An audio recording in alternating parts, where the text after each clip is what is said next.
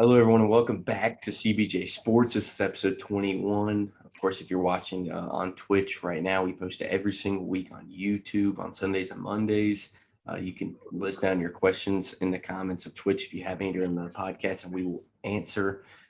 Again, this week I have my phone volume all the way up so I hear it in the background. But we're going to talk NFL. MLB goes through some NBA topics as they're in the off season. But first, we're starting the NFL as preseason is happening this week as we get closer and closer to week one. And I didn't even mention all of us are here this week, Billy, CJ, Josh. But the first question is NFL's best 1 year wonder. And I'll let CJ start. The first player that comes in mind when I think of this is Peyton Hill from the Browns. Hillis. Huh? Hillis. That's his name? Yeah, Hillis. Oh, whatever. I mean, somehow made the Madden cover, and then after that, I've never heard of him after that year. I'm about to say, I think that's when they had fan voting, is it not? Yeah. Josh? I have RG3, who came in his rookie year with 3,200 passing yards, almost 1,000 rushing yards, 20 touchdowns, and only 5 interceptions. I know he's still in the league, but he has not done anything since that 1 year. The RG3 thing is also like really weird because like he was like I really thought he was gonna stay in Washington after he got hurt. Like they were like so high on RG3. Like they were like, oh, he's a savior in Washington. He just like disappeared. Just gone. Really? Yeah, as much as I wanted to go Peyton Hillis, and this is no Buffalo slander. It's more, I don't know, but CJ Spiller. In 2012, the man rushed for 1,244 yards, had 6 touchdowns, 2 receiving touchdowns, and 500 yards receiving. That's a franchise back. And then after that, it felt like he just bounced from team to team before he eventually left the league. What happened was did they just not re-sign him? No, we got rid of him. Because Fred Jackson still there too? Yeah, that's when Fred they got Jackson was better, but CJ Spiller had injury problems this whole Did year. they get Shady after? We got Yeah, Shady was after. 2015, 16. That was after. So I mean they kind of like it's kind of if I He went came with the into guy. Buffalo at a weird time. Yeah, I went with the guy that it wasn't really a year. It was really a catch and he disappeared, but he had the greatest catch of all time. And I went with David Tyree. He, of course, made the helmet catch in the Super Bowl for Eli Manning in 2008. And after that game, I didn't know this until I looked at it. He never played another game for the Giants ever again after the Super Bowl. When I searched this, of course, Peyton Hillis came to mind because of that year, but David Tyree didn't even have a good year that year. He literally showed up in the Super Bowl, made the greatest catch of all time, and then disappeared off the face of the earth.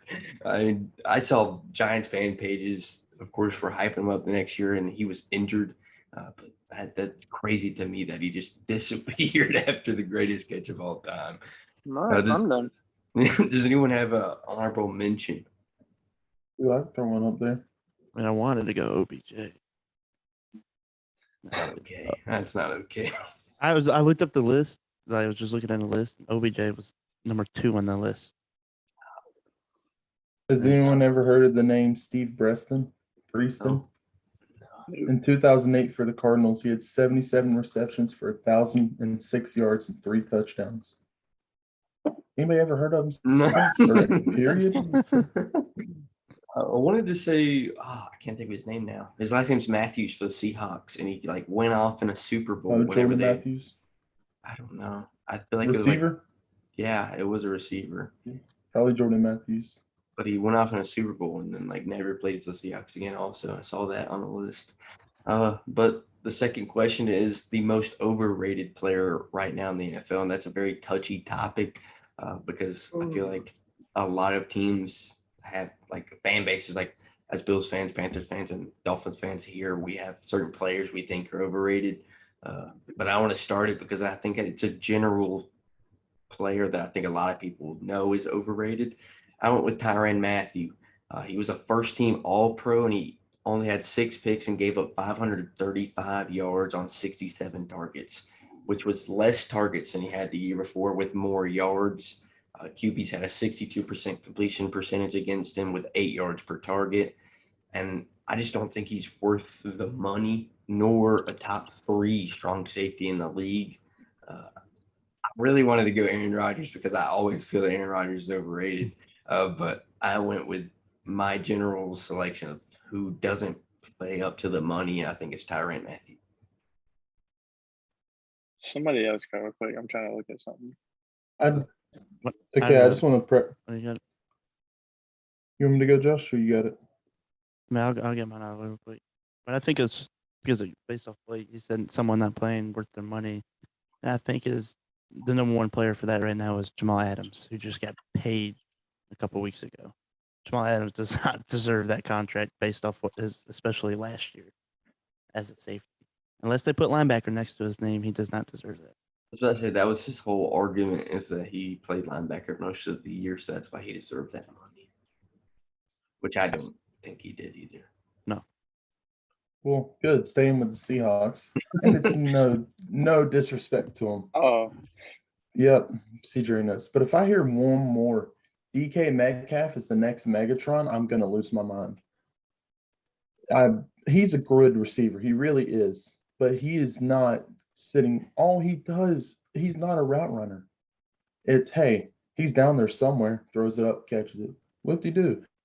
But you see all these posts on social media, and it's just comparing him and Megatron, and it's like Megatron was doubled every play, it felt like.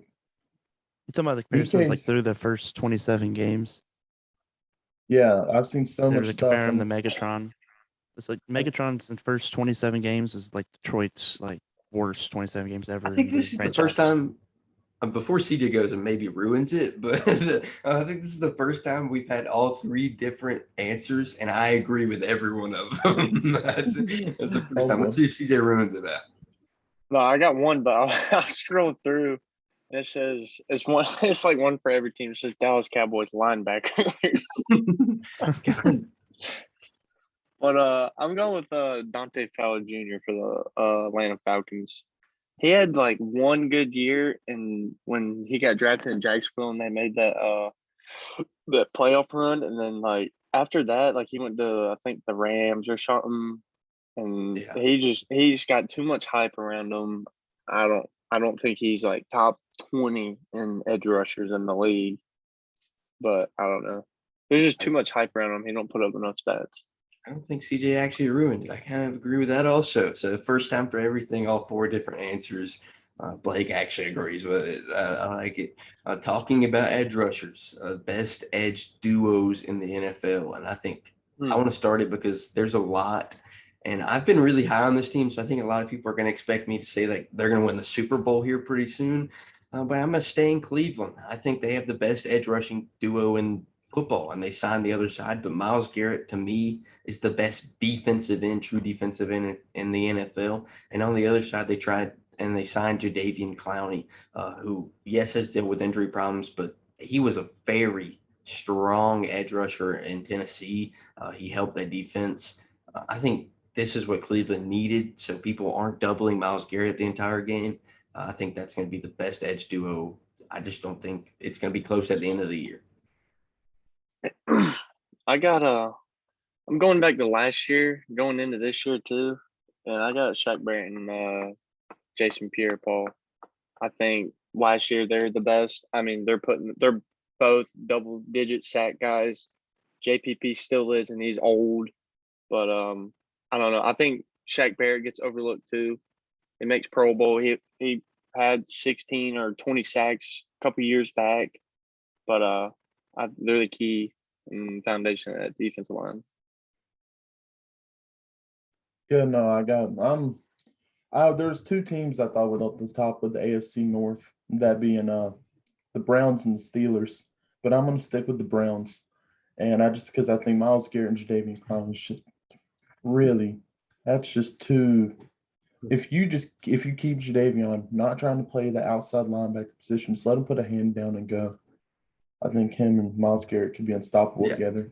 before Josh goes, I think that was the problem in Tennessee. They wanted him to play more of an outside linebacker and play coverage. That's just not what Jadeveon Clowney was made for when he came out of college. He played every down snap at South Carolina on with his hand on the ground and rushed the quarterback, and that was what he was good at. And ever since he's been in the league, everyone's been trying to make him play pass coverage. He's a defensive end, and I think he's going to get to do that in Cleveland.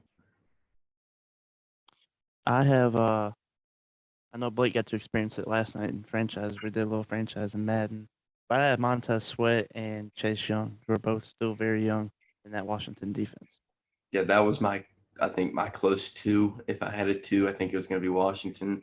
I really like Chase Young. Montez Sweat's very underrated at the defensive end position. I definitely agree.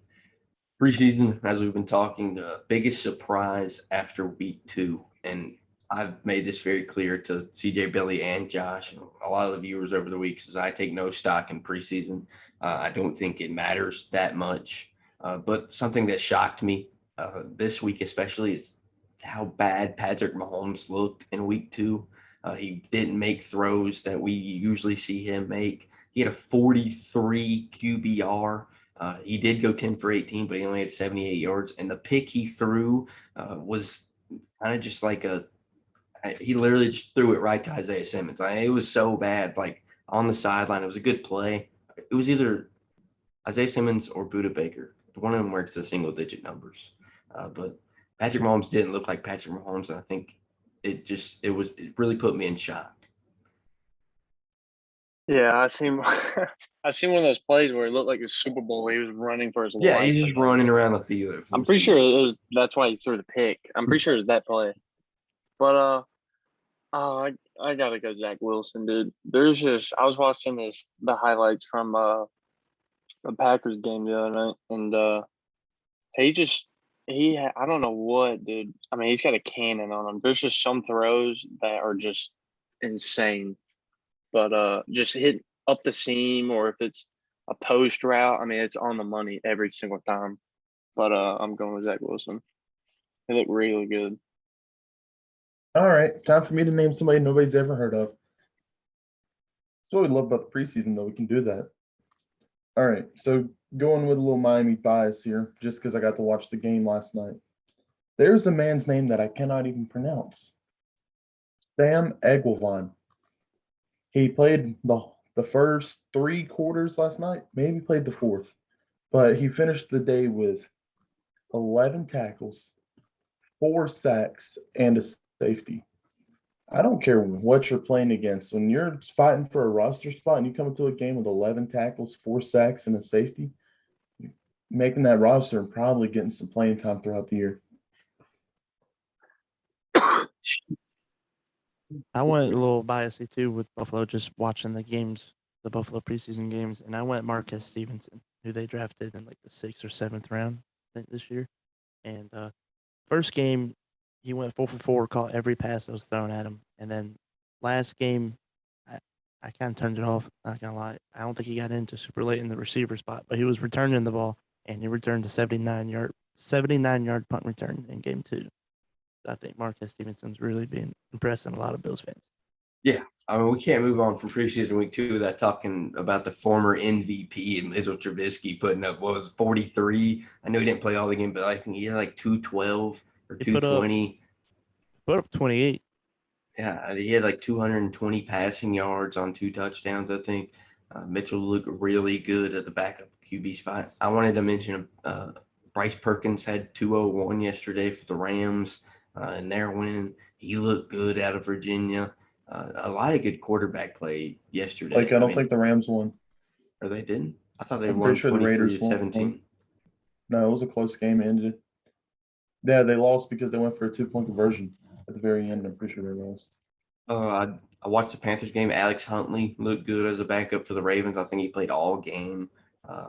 They keep that preseason streak alive. I think they're at like 19 now in a row for Baltimore.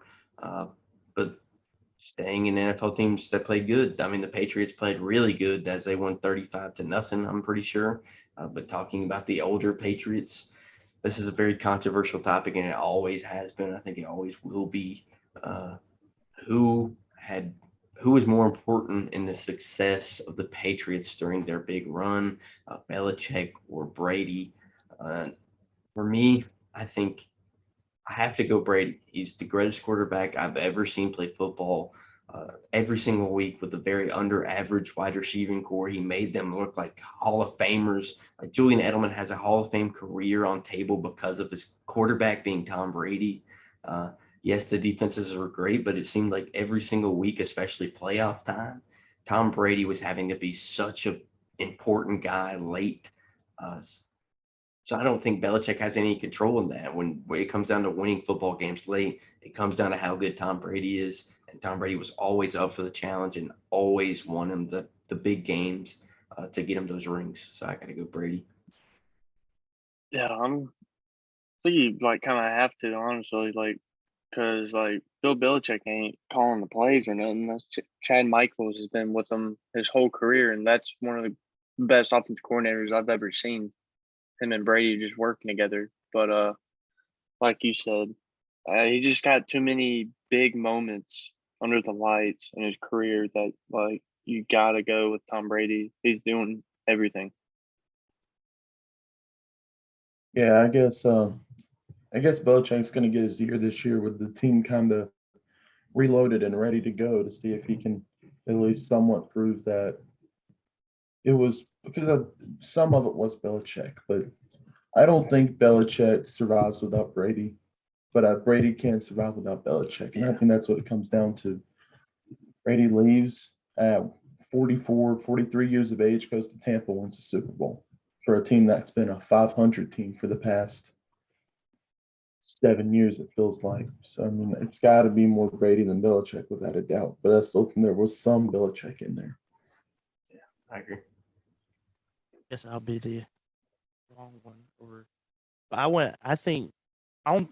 I mean, you got to put respect on Tom Brady, though. He is the greatest quarterback of all time. But I think Belichick, just being a Bills fan and watching Patriots twice a year, so pretty much watching Brady and Belichick through their time together.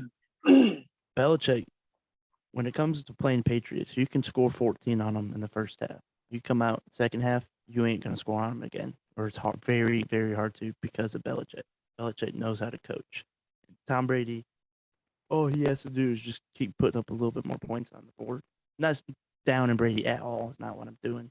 But I think Belichick definitely helped because every Super Bowl they won, Tom Brady had a top 5 defense. And that all is on all on Belichick. See, and I think if you had the Brady argument, the first argument you would come back with the defense is he's down 28-3. 28 points the Falcons put up on that defense, and Brady led them back. Yes, the defense held them for the rest of the game, which that defense is really good, but 28 in the first half.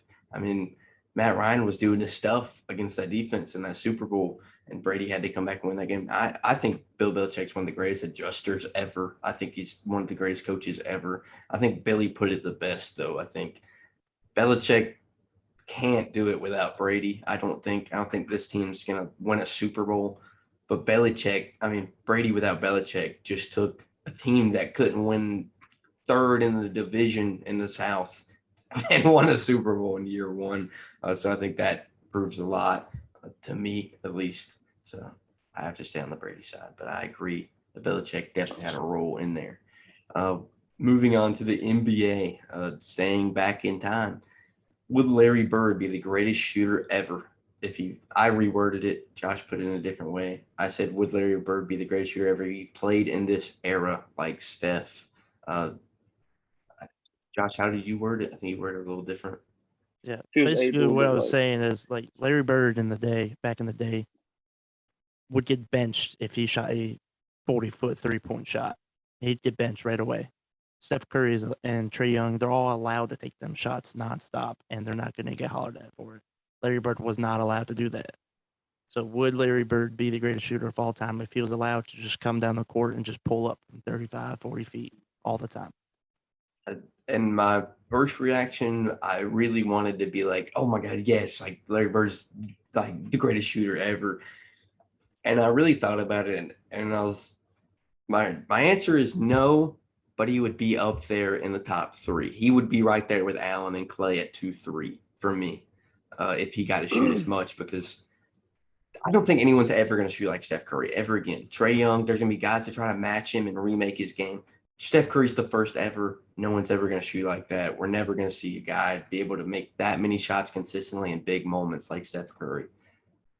But Larry Bird won the first 2 ever 3-point contests. And in the second one, he never took off the warm-up suit. He won it with his warm-up suit on and I don't think he missed a shot in the second one he played in. So, like, if Larry Bird was able to play, as I said, like in this era or be able to take those shots, he would have maybe averaged 40. Like, no one was stopping Larry Bird in that era. So I think Larry Bird definitely would be higher, but I don't think he'd be the greatest shooter ever. I mean, Yeah. Blake worded it pretty good, honestly. Curry just shoots so he's just such more consistent. Yeah, and it's no disrespect to Larry Legend, but it's that freaking Curry. I mean, no matter how hard you try, even Larry Bird, I think, like Blake said, he would probably end up second, tops, maybe third, right there with Steph and Ray. But there's no way. There's only one Steph Curry, and I think there only will be one Steph Curry. I think he's definitely 2, if not battling for 1. I think we never really got to saw. It's hard to say is because Larry Bird didn't shoot like Steph Curry, like as many shots as Steph Curry shoots. Larry Bird was limited to his shots, but to think Larry Bird was the greatest shooter of all time before Steph Curry, and only taking limited shots, unlike Steph Curry, I think he could potentially be the best shooter of all time. Yeah, I think Larry Bird, not just shooting, he's a top 5 scorer for me ever. Larry Bird can do it not just from 3, so like he's shooting the 2s, but he's like not missing in Boston.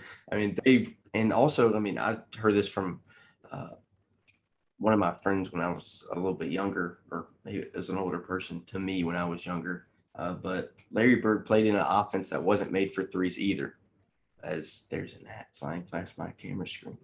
But they played with Kevin McHale down low, and Larry Bird was forced to go inside, and they didn't get to shoot as many 3s. So I think that offense also didn't play in that way. So I agree.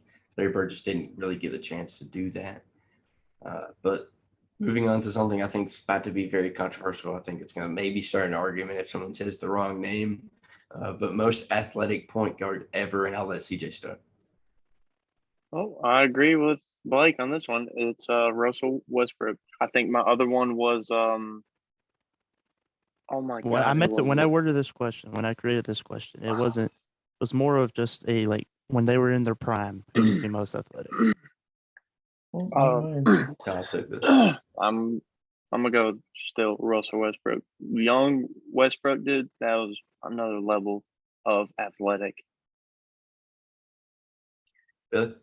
Or Josh? Yeah, I mean, I'd be doing a disservice if I didn't say prime Derrick Rose.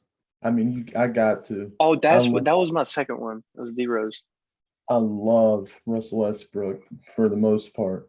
Maybe not now since he's in LA, but I mean, prime Derrick Rose was a different being. Youngest MVP ever for a reason. And he just, every game you turned on the TV and you saw him, you were just, how does this kid do this? And I still go back today and watch highlights on YouTube of just Derrick Rose Bulls highlights. Yeah, when I wrote this question, there was 2 names I had in mind. It was Russell and Derrick Rose. Derrick Rose in his prime was a different type of point guard, and I think I have Derrick Rose. So this one definitely pulled at the heartstrings when I read this, and I had a couple names that instantly popped in mind. The first 2, of course, Russell Westbrook and Derrick Rose. Big O, Penny Hardaway, and Steve Francis were the other names that came to mind. And I couldn't do it to myself. I have to go D Rose 1, but by half a centimeter, Russell Westbrook is 2. I love the way Russell Westbrook played in OKC. But Derrick Rose is a different breed. I mean, he's the greatest point guard I've ever seen play basketball. The reason I'm a Bulls fan, I have to go Derrick Rose at 1. Real quick. Yeah. Let's just say 5 years from now, where do you think John Moran ranks on that list? John Morant's going to be up there. He's very, Yeah. John Morant is a different breed. He's Russell Westbrook, but in a smaller. I think Anthony Edwards is going to be up there at the I don't end think of. John Morant's really popped off yet. Yeah, I I don't really think don't he's think. hit his. I really his- don't think his so. I don't think his prime started yet. Yeah, no. I think he's got 1 or 2 more years, and he's already the number 1 option in Memphis. I think John Morant's going to have a very good career. Talking about young guys that are already having good careers, guys that are kind of starting their prime, if not in it. Devin Booker or Jason Tatum. And I want to say this as we're going to take it just player on player. Who do you want? We don't have to go by position, just who do you want on your team? I think every one of the guys know I'm not a D-Book guy. I just don't think he's consistent. I went Jason Tatum by a lot. Literally, I wrote down, sorry, Tatum by leaps and bounds. I think every facet of his game is better than D-Book. I think he's way more consistent. It's nothing against Devin Booker. I would take a lot of shooting guards over Devin Booker. But when you throw a small forward, like I said, even not position, I think Jason Tatum's a better player, a better scorer. I have to go Jason Tatum. You know, I have a D-Book jersey I'm looking at right now, and with a straight face, I still can't say D-Book. It's got to be Jason Tatum. I mean, we've watched for the past 2 years him just be the back of that team. No, I mean, yeah, you got Jaylen Brown, Marcus Smart, but he's the only one that's been keeping them there. I say above 500 because this team, it's still soul searching a little bit. But Jason Tatum's that one shining light that's kept them from just completely imploding. I feel like. Before CJ messes it up, in case he's going to say Devin Booker, I just want to say before this final run, would anyone in this Zoom call right now say that Devin Booker was a superstar before the finals? Or finals? Before the finals, because I think after the finals he became a superstar, but before the finals, I think he was just a star. I thought he was very good prior to the finals. Yeah, I think for me, where his Booker- borderline superstar started was the bubble last year, when they went 9-0 and D-Book averaged like 27 or 28.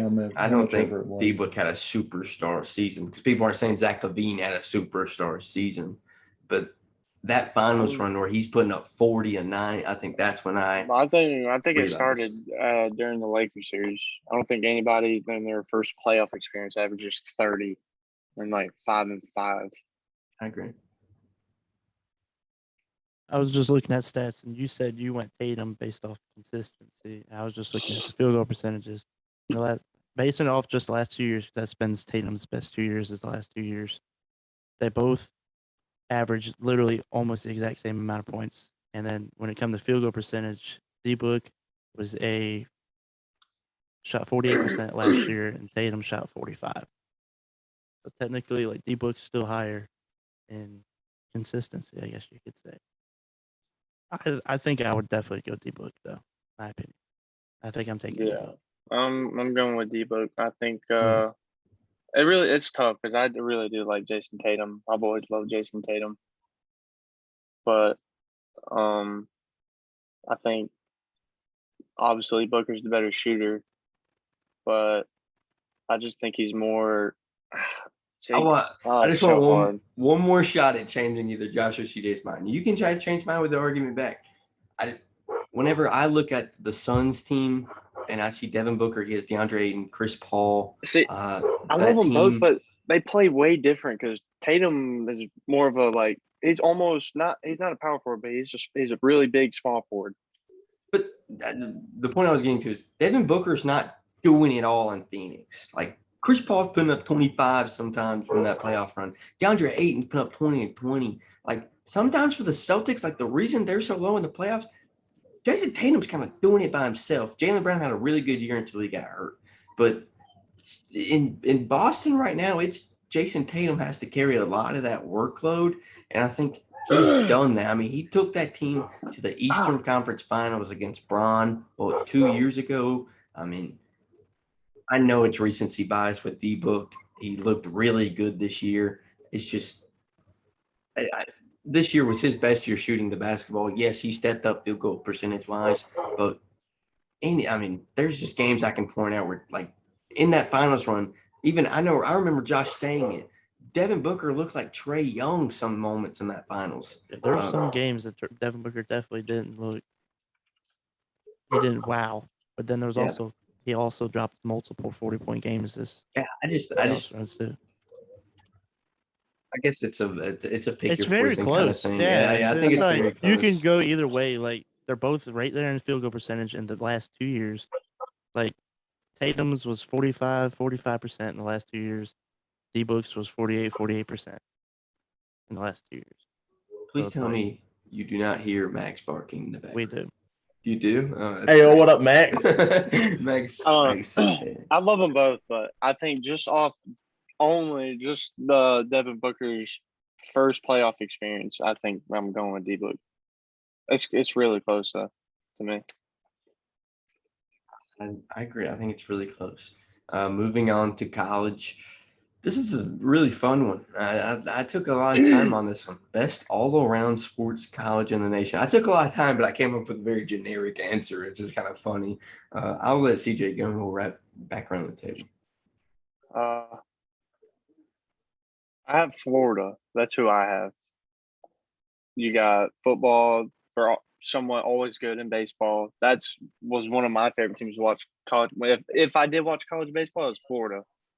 And I'm pretty sure they got good other sports like soccer and stuff like that. But I don't know. When I think just all around sports college, I think Florida. And then my second one I had down was USC, Southern Cal. You for saying that. Of course, you had to say USC in that way. Okay, that's dope. Billy, you go ahead and go, man. Yeah, there were two names, two colleges that really came to mind when I thought about this. And the obvious generic answer was Alabama, because every year they're top 5 in baseball, top 2 in football, and then basketball. Especially as of recently, they've really started to pick things up in basketball. I think they've made the tournament 2-3 years in a row. And then the second team that came to mind was Oklahoma. Oklahoma's always been good at basketball, always been really good at football. And I feel like they're in the College World Series for baseball every single year. So those were the two teams that really jumped off my mind, and I think you could go either way with them. Yeah, I'm looking at a list. I just like to look up lists, and just they ranked them. I guess there's rankings for it, and no bashing on Billy, but Alabama was 9, Oklahoma was 8 in that ranking, so they're still up there. But I think what helps Florida and team that no one sets, or college no one sets apart, Stanford. Stanford has a lot of sports where they're up there, but it's like a lot of the little sports is what's going to carry this. Like Florida, you look at Florida, the pitcher for Florida right now is a tennis player. So like, I guess I didn't even know they had college tennis that was in Florida, but I guess Florida's really good at it. But I'm gonna go Florida. I think you definitely have to go Florida. Florida is all around in every sport pretty good. Well, we're gonna go back to me and Billy versus CJ and Josh, because I have Alabama with more notes than Billy had. Of course, I was looking at football, basketball, baseball, and I couldn't find a team in all three. But I went through and just looked at all the sports, even smaller ones, and I have a couple of things written down. I have Alabama Crimson Tide. They're ranked 1 in football. They are ranked 5th in basketball. They had a positive record in college baseball this year and made the NCAA tournament with, if you know college baseball, the SEC was super tough. They made the NCAA tournament in women's basketball. They went 52-9 as a softball team in a crazy SEC softball year and went to the Women's College World Series. Alabama is just Alabama. I think they recruit in every sport. I think Alabama beats Florida over I think, status in the sports they're good at. In football, they are the best every single year. Basketball, the last 2 years, they've been the best in the SEC with Kentucky in it. In baseball, it's kind of their middle of the pack. But softball, it's crazy. You have to be – Florida's really good at softball also. I think it's a toss-up. There's 3 schools I had in mind. It was Oklahoma, Alabama, and Florida. It says Florida here. in the 2017 season, they clinched all 3 SEC all sports titles, which is something no other school in the nation has ever done. What I don't know sport was it? exactly. I don't know exactly what that means, but Yeah. that's what it says. It says no other school in college history has ever done that. So I like it. I didn't know. Moving on to all sports as we keep rolling into small sports. Sport that requires the most skill. And I want to start with Billy and work backwards. I go Billy, CJ, Josh, me. This one's pretty Sports that easy. require the most skill. I'm gonna be real. I think I did not do anything for this topic. Well, Yeah, no, I'm What trying do to think what do you off the think off the top mind? of my head. 10-pin bowling. Yeah. The first Foul. 2 sports that come to my mind were EA Sports. football or soccer. And really, it just comes down to your preference, what you personally think. And I've played football all my life and just know the scheming and all the strategy that goes into it. I'm sure it goes to in soccer too. I just don't keep up with the sport like This that. question is made for the main sports: soccer, football, baseball, basketball. So I'm gonna It stick says with. bowling is rated the most skill sport. No. Oh, Sorry, I swear. who do you They think have you are? ratings I for this. am. Monkey But, bets. I'm gonna say football just because I don't know much about soccer, but I'm sure soccer is really right there.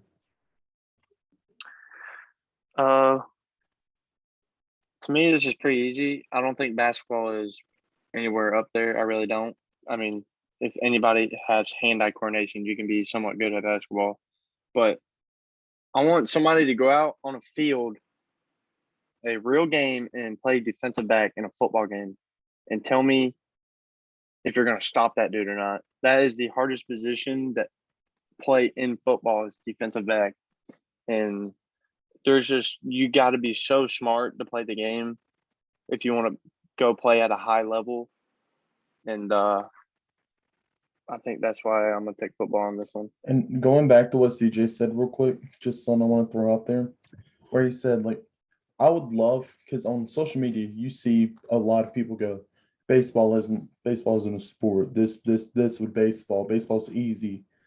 I would love for anybody that's ever commented or anybody, period, to walk up to an MLB mound or an MLB batter's box. If you could touch one pitch, I'd probably give them $100 right on spot. I mean, My Well, top outlier? skill sport is baseball. Baseball, people argue saying it's not a sport, whatever. Based off physical wise, people can argue that because you're not really doing nothing physical. I mean, maybe if you're a home run, you try to round all the bases, or you get a hit and you run to first base, whatever. That's why people argue that. But when it comes to skill, I think baseball definitely is the hardest. An MLB game, especially someone like Aroldis Chapman, I know it's 90. Wait, I just had brain fart. 60 or 90 feet. 60 feet from the mound. 60 feet, 90 foot. And to you got first someone base. that's Aroldis Chapman who takes 7-8 feet away from that because of when he releases the ball, and he's also throwing 100+ miles per hour. You have literally like 0.4, 0.5 seconds to either to swing or not swing, and then also make sure you're putting the bat on the ball, not just swing. Or get pegged. Forget it. Well, I think everyone in the Zoom call is about to hate me a lot because I don't know what we thought different. But first off, I literally wrote down, first off, CJ's got me back into golf in the last year, and that is probably the hardest sport I've ever played or Yeah. seen be played. I didn't and even, I suck cross at my it. mind, honestly. Yeah, golf is the hardest thing I've ever seen be played. Yeah, if we're not outside of top four, I would say golf. But Yeah. yeah, honorable mention. But I really thought about it. And when I thought about football, it was almost like size can get you to elite level in football at certain positions where you do not have to be that talented. And I went through it. Yes, there's a lot of people that are good at basketball. 2% of the world makes it to the NBA. And those are only the guys that eat, sleep, breathe basketball. And once you get there, you have to stay at a level of perfection to stay in the NBA or you're gone in a year. I went basketball off of because you can be good at basketball, but there's a line in the sand when it comes to basketball in the NBA where you have to be an elite level of talent at that sport called basketball to make it to where you get to be watched on TV. Like in baseball, I feel like you can get by just throwing fast as a pitcher. You can work your way up uh, into the majors. The same thing I said in football. Like you have to be good at a certain position, but if you're 6'8", 300 pounds, like someone might sign you to play left tackle in the NFL if you can learn how to block someone. I think basketball is different when it comes to the NBA and the majors and making it to that professional level. So that's why I went basketball. I just have a quick question, just to beef it up, Yeah. All right, baseball. You just because you said baseball. Baseball, you said you could rise just throwing a 100-mile-an-hour pitch, but this just to think about the skill inside of not just hitting in baseball, but also I pitching. agree. You also I have to agree. be able to place it. But then I think basketball is more athleticism than it is skill. Zion Williamson, do you think he has more athleticism that got him to NBA or skill? Well, I want to. It's just a question. I'm not arguing. I'm not arguing. I'm just saying, do you think Zion Williamson got to the NBA because of athleticism or skill? I think his Athleticism. athleticism You let know, him train to get that skill because we all know Zion Williamson's also was in the weight room since he's in middle school at that prep school in South Carolina. Like that was the main reason I took basketball. A guy like Zion, where you can say he's got crazy athleticism, he didn't do anything else except play basketball every single weekend since he's what 11, 10 in AAU basketball. So that gate. I mean, yes, he's super athletic. But he's not making it to that level without developing the skill. Now I got one little question. What's harder to go pro in? I think basketball is the hardest to go pro in. It's 2% of the world. That was one of my Yeah, arguments. but there's Come on. only each team Okay. only has Oh. 15 players. Yeah, Each but team only has 15 players. MLB, Yes. you can stay in the minors and then you I can be did- really the good. MLB would be a close. You can Yeah. work your way up. NBA, you can. Let's just go off what Jello Ball's doing. He didn't even get drafted, and now he's playing on a summer league team. Now he's probably about to get signed. NFL, you don't get drafted, there's no more shots. You're Let's done. not act like Jello Ball isn't really good at basketball and has not played it since he was born. What I'm saying is he didn't get drafted back in 2018. Now all of a sudden, the Hornets just randomly signed him to the summer league. He never got drafted. Now he's going to make the roster.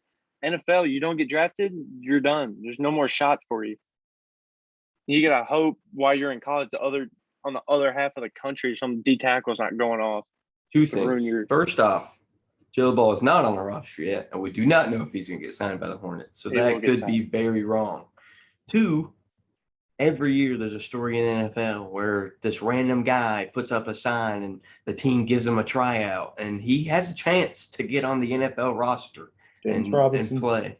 James Robinson, an undrafted free agent. Phillip There's Lindsay. stories like that every year in the NFL. I think baseball was your best argument because I agree with baseball. There's 30,000 kids that get drafted every year, and they play minors their whole life, and they'll never see a show game.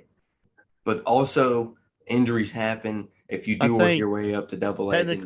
I think technically being in the minors is making it. Like you made it past. You're still playing after college. NFL, you either make the team. I mean, there's practice. I was squads, making the which argument you like have if to we're count only too, talking the top, if we were only talking like NBA, MLB, hymns, like they had to play the majors. I agree. I think all of us are right in our own different ways. All sports, and it's almost impossible to make it to the majors in every Yeah, sport. I'm very unbiased to this topic. Yeah, I think I could agree on every single one of them. Sticking in baseball, Reds versus Padres. I know Zach Kaler watches this. He's a big Reds fan. He's been bugging me every single day. The Reds are getting closer. The Reds are in one game back. They tied up the Padres. They're going for the wild card spot. But all of us have our own opinions, and we're going to give you our opinions on who's going to get the last wild card spot. And in my mind, I think it's the Padres. They have the MVP back in the lineup, and Fernando Tatis Jr. The pitching has looked good down the stretch. I think the Padres are going to have a little bit tougher road, but I think the Padres are going to beat them out by a game or a half a game down the road. But I'll give them credit. The Reds are hot of late. Yeah, I'm going with Padres. They got the pitching, they got the bullpen. You just got your best player back, and I think they're about to go on a run. Yeah, I mean, it's just I think the Padres are simply the better team. Putting it easy. I mean, you've got so many stars in that team. It's not even funny. And if they don't make the playoffs, it'd be just Sad. sad. Yeah. Yeah, I think I'm gonna go Padres, having Tatis back, bringing back a little bit more energy. I think I'm gonna go Tatis or Padres. I think I'm going to go Tatis too, Josh. If I'm being honest, I think Tatis is a very big part of that getting the spot. Talking about, for me, another team in that division, best bullpen in baseball. And I kind of gave away my team, but I'm going to go Giants. I've been on CJ. I think the Rays are very close to. I think that's a really good bullpen for me. But the Giants, I'll give you the reasons why. They have the lowest ERA in baseball, the lowest amount of hits given up, the most strikeouts, and second least amount of walks. Jose Alvarez, Dominic Leon, Tyler Chatwood, Tyler Rogers, Tony Watson. I mean, the staff is unbelievable this year. It's probably the most underrated part of this Giants team. But I think the best bullpen in baseball has to go to the team with the most wins, and the Giants have looked amazing all year. Yeah, I'm going with the Giants. Like you said, they lead in pretty much any category. And I really wanted to go with the White Sox. But if you just look at, I watched The Kopech, people of the White Sox, yeah. Kimbrel, and Liam Hendricks, and they blow so much. Too many saves. Like, it's bad. Kimbrel's looked terrible just- since being traded. Garrett Crochet, I was watching the Rays game the other night. I mean, he blew another save. It was bad. It was bad. They just blow too many saves. That's why I wouldn't put them in there. Before Billy goes, he had a .04 ERA on the Cubs, and ever since he's been traded to the White Sox, it's like a 4.3. It's been went downhill for Kimbrel since Sounds being like traded. Chapman. Chapman started out like the Cy Young. He was like up there for some reason, and then nowhere. Billy, All right, I'm gonna go with the team that's kind of known for their bullpen. They're known for having an MVP too, but the Milwaukee Brewers. This is a team that when they made the playoffs. Was it last year, or the year before? They made it because of that bullpen. And this year, this resurgence they've kind of had. They struggled in the early half of the year, and that's mainly because the bullpen was not pitching well. Devin Williams, Josh Hader, those guys were not their regular selves. In the second half, where they've just almost really starting to just take over the NL Central game by game, it's been because of the resurgence of these guys. Granted, Yelich is back. Willie Adames is hitting great. But when you go look at some of the numbers that Devin Williams, Josh Hader, Brent Suter, they traded for a bullpen arm too. I can't remember who it was. But either way, this team lives and dies on its bullpen. Bullpen pitches well, they win. Bullpen doesn't pitch well, they lose. And that's the reason I went with Milwaukee. Much as I hate to say this, I'm just looking at the current ERAs right now of bullpens, and the Dodgers have the #1 ERA right now in MLB. It says San Francisco. The Padres have 19 starters that they can throw in their bullpen at any time. That would probably be a top 3 rotation guy on any other team. Padres I or wouldn't Dodgers? trust Dodgers, my bad. It says Dodgers have a 3.04 ERA, and San Francisco has a 3.31 ERA. what are you looking at? Mine That's says at the first link. Dodgers have a 3.33. Oh, I think you Both could go. good Yeah, bullpens. they're both right there. But since nobody said Dodgers, I said Dodgers. I like it. Before I end it off, I want to ask one more question and see if it's changed at all as we get closer to the playoffs. Our World Series predictions. I think mine's changed. I don't know who I had in the first round when I said this a couple weeks ago, but I'm gonna I feel so bad for saying this. I'm going to go Brewers Astros. I think Brewers are a very good Oh, pitching shit. team. The Brewers in the NL, I think, are going to pitch their way through the NL. And in the AL, I know it's so you want to hate them, but no one is hitting as good as Houston right now. I mean, they're quietly just demolishing the division. The Yes, Yankees CJ, rock. the Yankees are hot, but no one has been hot as the Houston Astros of late. Yes, the Rays are the best team in the NL, but the Houston Astros, I think, can beat anyone in the AL by maybe 10 runs. If Jose Altuve shows up, I hate him as much as anyone else, but I think it's going to be Astros Brewers, and I have the Brewers winning World Series. I don't want to be that guy, That'd be- Blake, but the that'd be pretty Astros are cool. 6-4 in their last 10. I'm meaning of the second half of like after All-Star break. You don't talk about, well, that's just my unbiased opinion, or my biased opinion. I think the Braves are the hottest teams in the All-Star break, but No, No, Yankees are 25-4. that's Yankees, dude, the that's Yankees the are the Braves are best right team. there with them. 4 games back but- now from the Rays. yeah. Oh god, here we Yankees go are with the the best- bias, Yankees- the bias fans. No, it's not biased. Yankees are the best team since July. And Start of Bills July, going Yankees to are the Super best Bowl. team. Oh, yeah. All right, And they're both reasonable, aren't they? Yeah.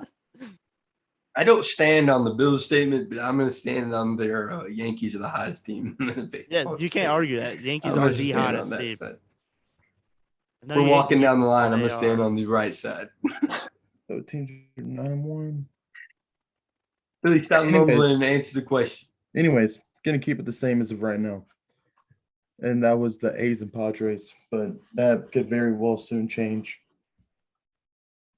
Who did I have? It was Dodgers and somebody. A lot of us went A's in the AL. Oh my! I think I think CJ it was still at Tampa Dodgers Bay. A's. No, I think it was Dodgers A's. Yeah, I'm gonna keep it at that. I think I had Dodgers in 6. I think that's what it was. I'm gonna keep it at that. I'm gonna go Dodgers Yankees. Oh, I think the Yankees are playing with so much energy. They I are think they can hot. carry They it all the are way. hot. I think they can carry it all the way through. I mean, I if feel like it's anyone, kind of scary. if anyone is carrying momentum into October, it is definitely the Yankees, as this AL wild card is heating up. I I mean, they're think just putting up 10 going runs. into It's the like they're Yankees, averaging the 10 run- runs. going into that run right now, it's like the hitting's really good, but our bullpen is amazing right now. Yeah, Like- if Andrew Heaney's beating the Red Sox, and something's up. Like, we got some problems. Him going on. who pitched the gem, and then we have the rookie that's coming up out Yo. of nowhere. That's 23 years old. pitching Watching JD gems. Martinez strike out 3 times at Andrew Heaney's just not okay. The Red Sox are super cold. That's why I haven't talked this whole argument. We're the coldest team since All-Star break. I think we won more than 3 games in a week. I think we lost to the Rangers yesterday 10-0. That's Yes. great. That was a great game. I don't know. Maybe we catch the A's in the wild card. I'm really shocked we're even in the wild card race, if we're being honest. But I mean, I take what I can get. Hopefully, it's Yankees, Red Sox in the wild card game. Come back to what you anyone- said earlier in the podcast, though. You did predict the Yankees thing, huh? Yeah, I did predict the Yankees being good past the All-Star break, and I've been right so far, as they have the best record since the All-Star break. And I hate to see it, but they look really, really good pitching lately also. But anyone else have anything else to say? Any questions? That's it. That's Billy? it. Billy, you got anything saying or sad of their depression? But No, I'm not depressed. I'm looking I'll give you for credit, something. Billy. Braves you look are like John Wolford in that Braves picture. are good. Yeah, I mean, Braves are like okay, Yeah, we're before not we down in end the it- Braves. Before we end it, I mean, I don't think anyone was putting $1 on the Braves to win the NL East 2 months ago. And Yeah, now no everyone one's put down their, in the Braves right now. yeah, everyone Braves would are put very their impressive, entire everyone. paychecks on the Braves to win the NL All I'm East right saying- now. The Yankees, they're right there. Well, we'll see tomorrow. That was funny because you lagged the whole time, but